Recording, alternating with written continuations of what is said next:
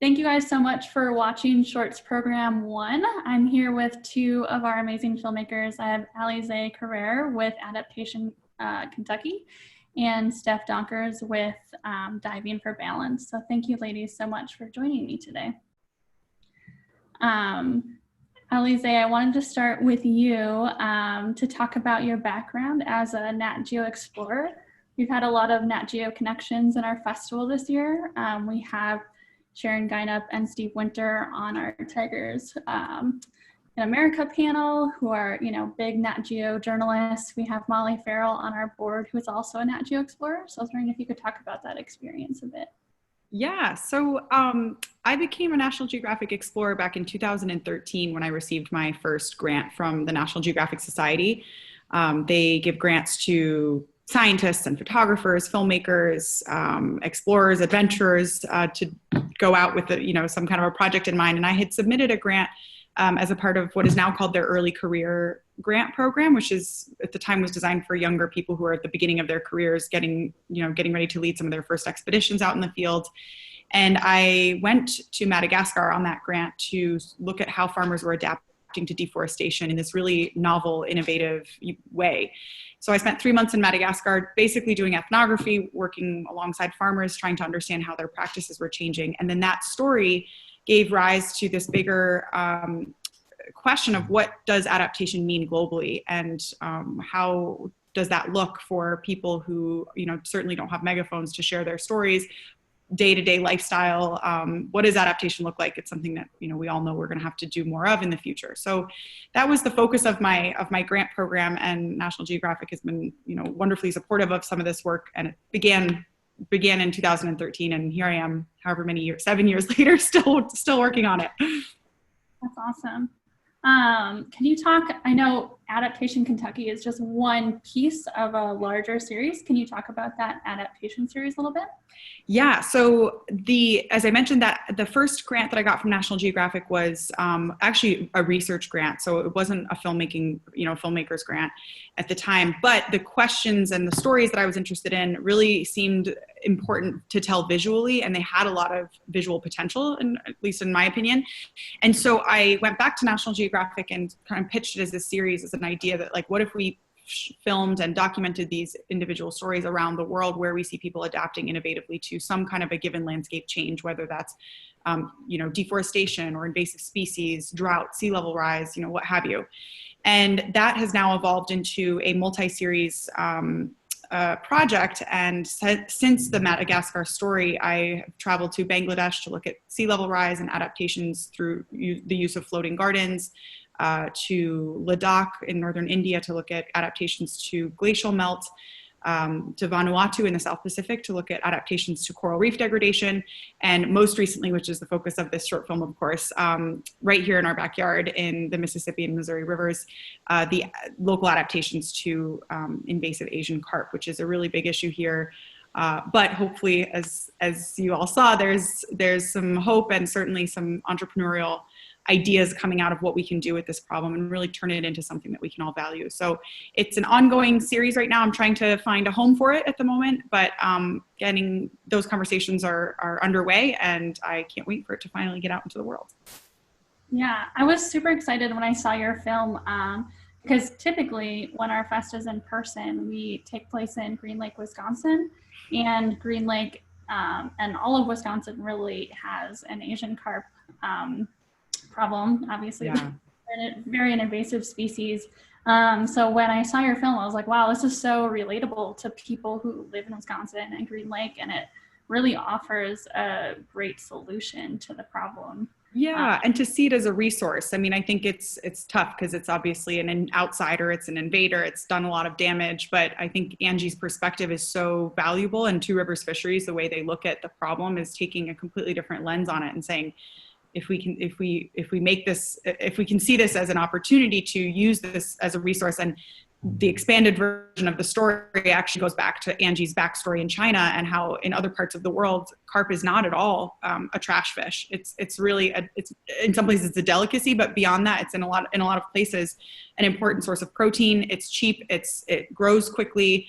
And Angie, a really powerful thing she told me when we were filming with her was, She said, in a lot of ways, I feel like the countries and the communities and the people that can appreciate and eat carp are places that have had a memory of starvation, because it's an organism. It was a fish they could always rely on in some way when times were really tough. Carp was always there. It lives in so many different environments. It provides protein, that's difficult to come by in other circumstances. So for her, it has a much deeper meaning than just an aquatic organism that kind of is around the area. She said it has a value symbolically and emotionally beyond just what it is as a living creature. So. Yeah, I think that's such an interesting perspective, and not one that, as far as I'm aware, people in Wisconsin share. Mm-hmm. I'm excited. Yeah, most of America. Yeah. Steff, you just told me before we started this that you are located all the way over in the Netherlands. So I'm curious as to how you got involved with your story about the coral reef.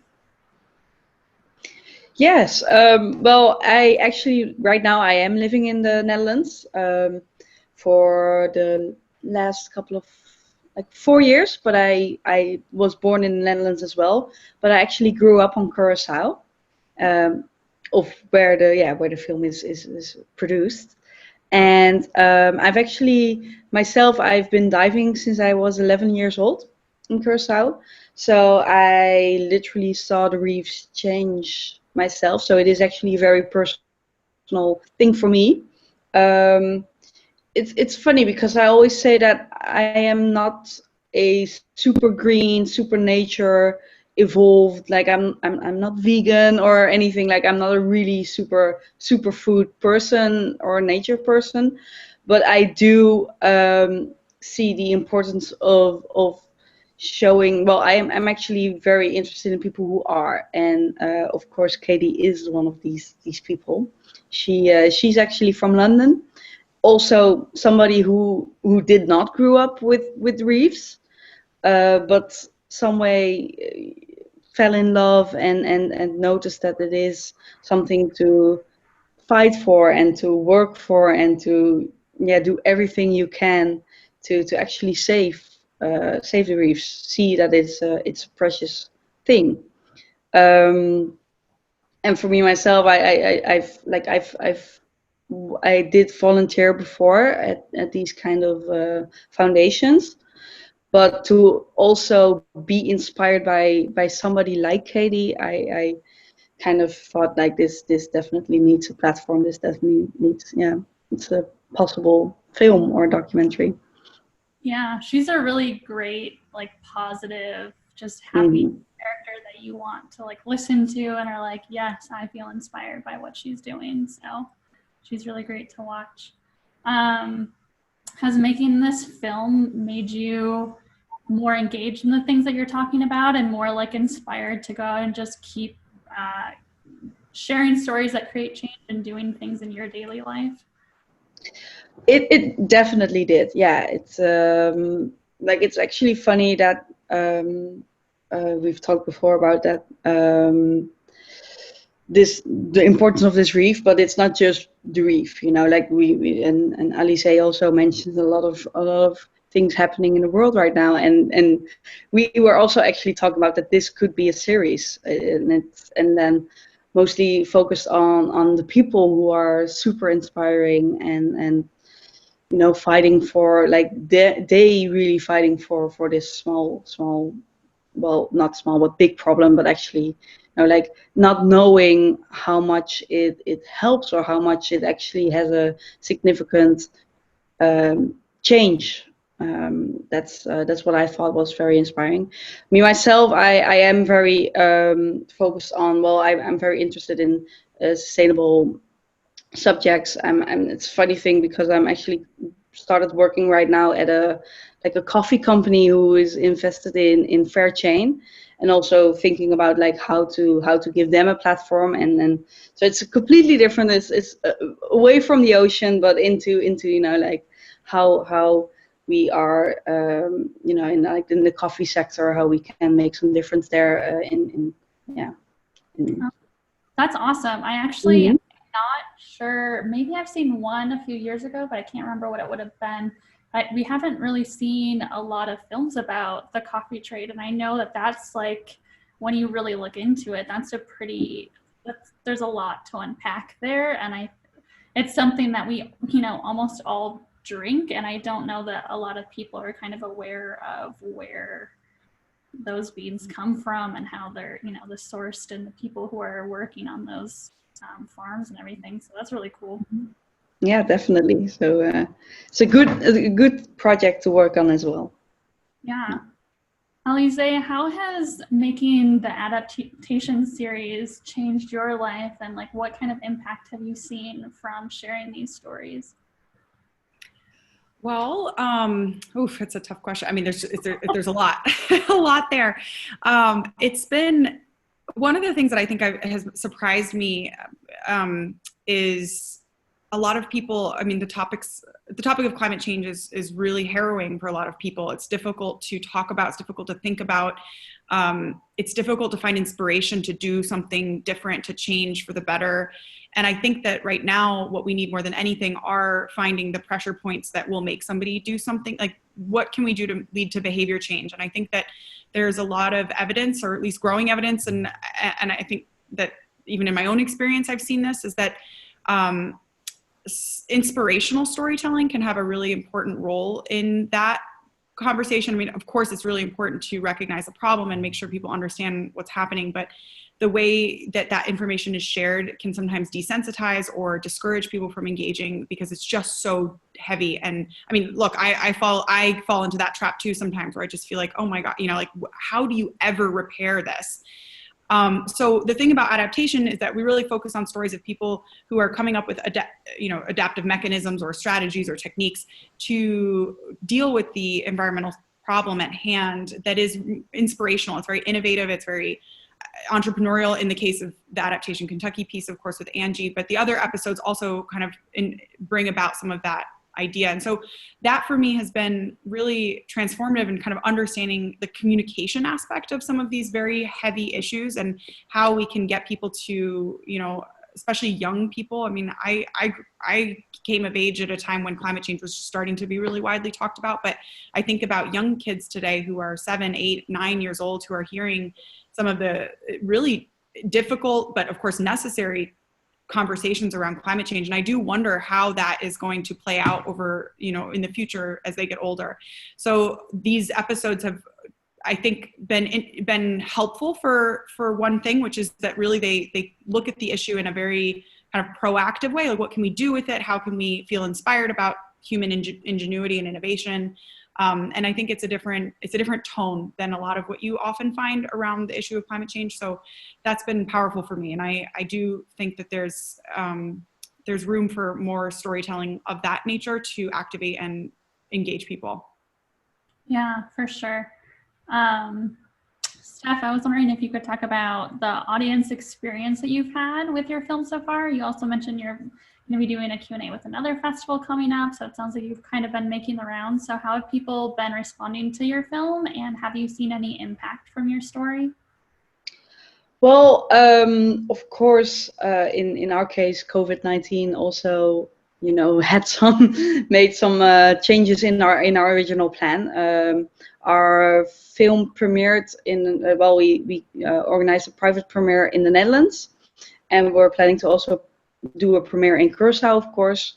But then COVID hit the Netherlands, and every border got shut down, and so that it was hard for us to we had a big distribution plan, but we are now slowly getting back to that. So in terms of audience activation or audience experiences, it's been mostly our own premiere that we organized, which was great, but Curaçao didn't even have a premiere yet, and it is good because our Caribbean premiere is at the Trinidad and Tobago Film Festival, which is actually happening right now, and it will be screened on Monday. And that's awesome. Like, I'm super happy about it. It was actually a really big goal to be at the Trinidad and Tobago Film Festival, because it is one of the bigger festivals in the Caribbean.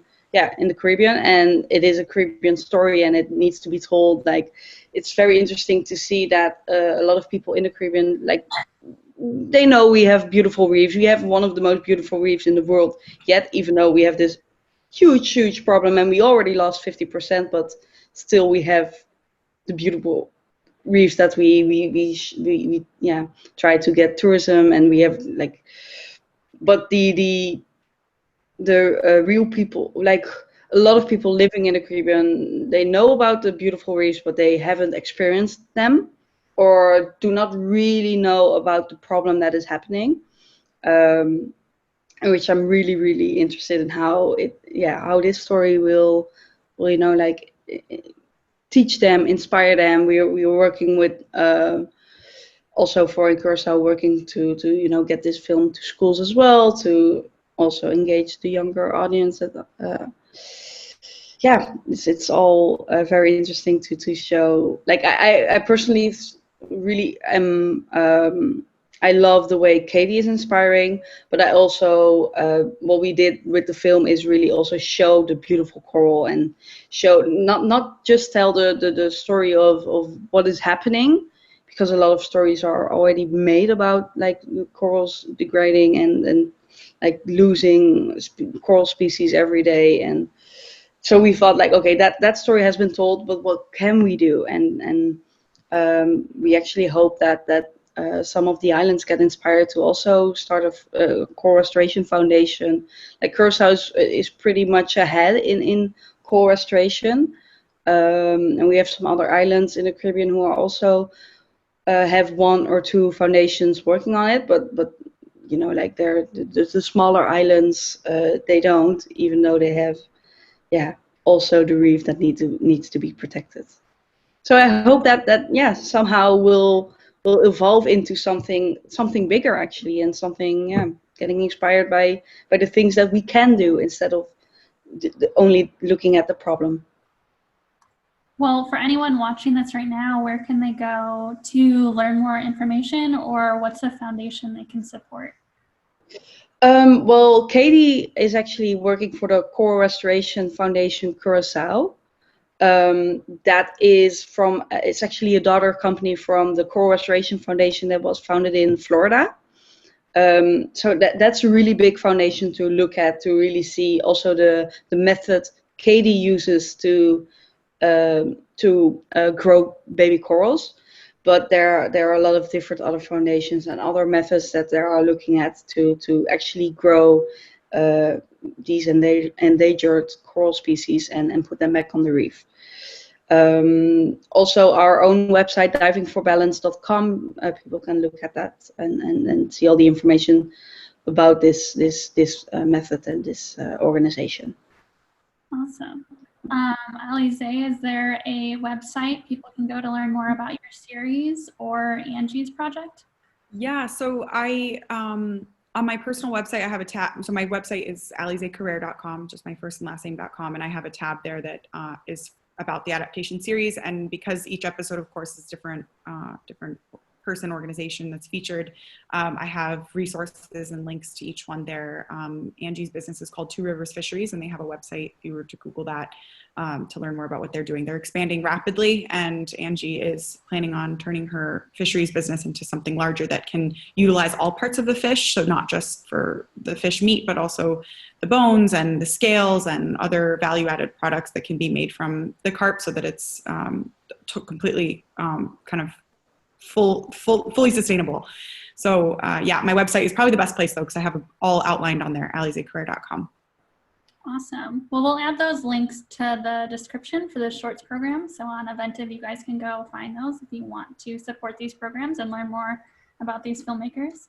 But thank you guys so much for joining me. It was really nice to get to talk to both of you and have your really inspiring and important films in our festival. So I appreciate your time. Thank you. Thank you so much.